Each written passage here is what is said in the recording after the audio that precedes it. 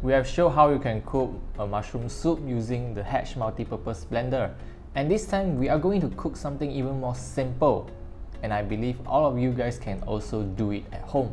Hello, this is John with my Everyday Tech, and today we are going to cook carrot porridge using a blender.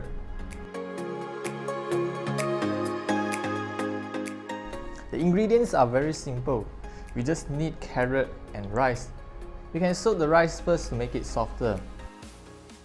First, we blend the carrot into smaller pieces.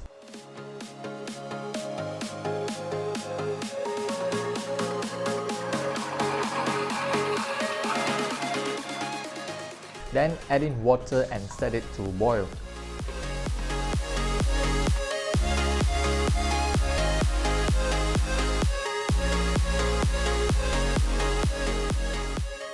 I personally prefer to boil the water first, then only add in the rice grains.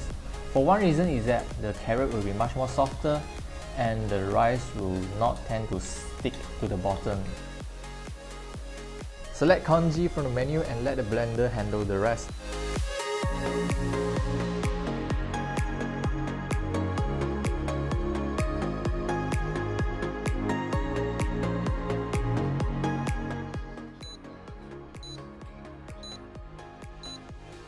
After 25 minutes, the carrot porridge is now ready to be served.